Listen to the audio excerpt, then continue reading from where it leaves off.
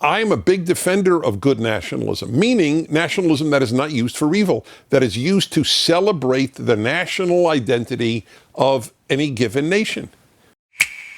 Hungary has been attacked tremendously by the American press and the press in the rest of Western Europe, because Hungary, among other reasons, is very nationalistic. They, for example, did not accept almost any refugees from the Middle East when Angela Merkel accepted 1 million into Germany, and other countries in the West felt that they had to do the same. And he was attacked tremendously by the rest of the European Union, that is, he being Viktor Orban. Along with that is a tremendous attack on the very notion of nationalism. So let me say a few words about nationalism. Like everything else in life, and I think pretty much everything else in life, it can be used for good or for evil. Can you name anything that can only be used for good? I'll give you an example. Love. You think, oh, love can only be used for good. That's not true. When I think of all the Germans who loved Hitler and all the Russians who loved Stalin and all the Chinese who loved Mao and who love him today, it's pretty obvious that love can be a vehicle to evil. Everything has to be moral. Everything. Love has to be moral. Nationalism has to be moral. Everything does. There's nothing that can only be good. Water. You need water to live, but people drown in water.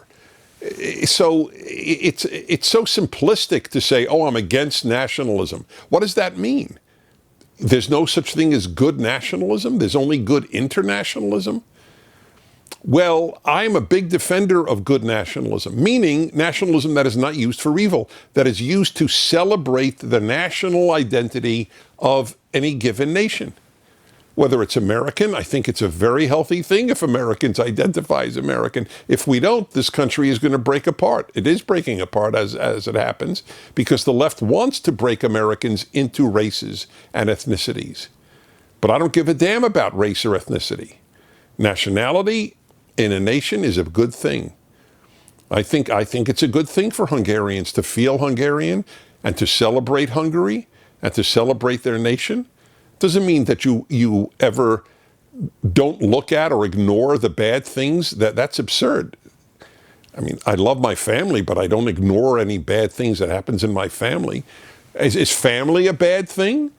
If your first allegiance is to your family, are you bad?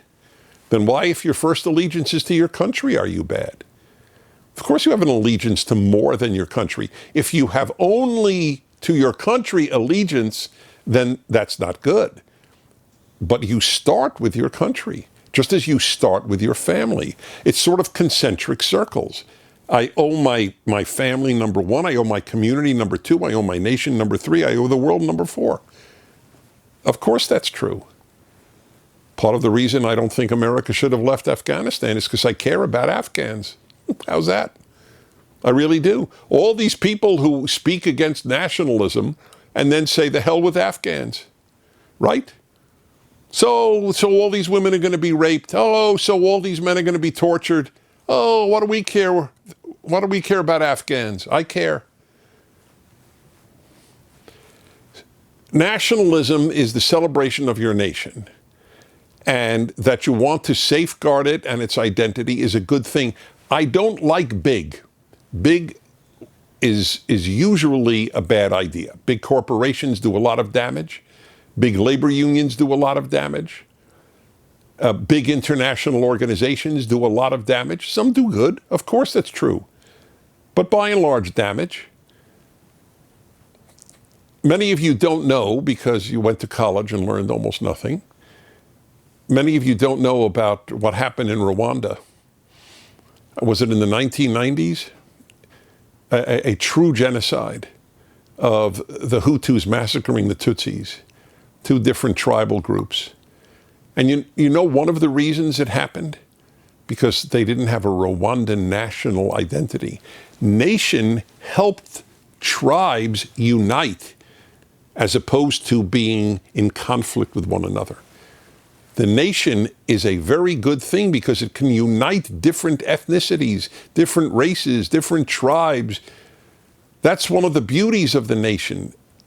That's part of the reason they were created, was to have an allegiance to something more than just your tribe or just your family or just your kin. I don't think it's a good thing if people cede their authority in Europe to Brussels and the European Union. It is not a healthy thing. Power corrupts, and absolute power corrupts absolutely. Famous statement by Lord Acton. So the diffusion of power, just like in America, America was founded to give states great power, not the national government.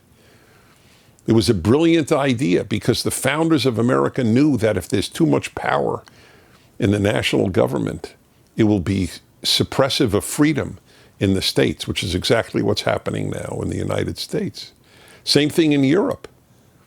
The European Union sounds like a wonderful thing, but when all the nations of Europe cede their power to the EU, it is not a good thing. That's why Britain left with Brexit, which I thought was an excellent idea. So with all these attacks on Hungary because they celebrate Hungarian nationalism, I celebrate it too. I'm not Hungarian.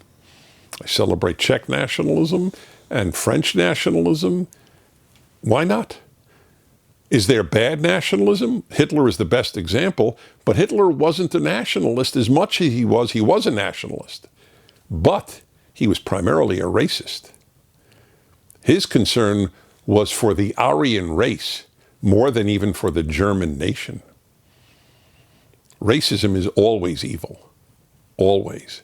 An all-black dorm on a college campus is evil because it celebrates racial segregation. And who's for that? The Ku Klux Klan and the American left.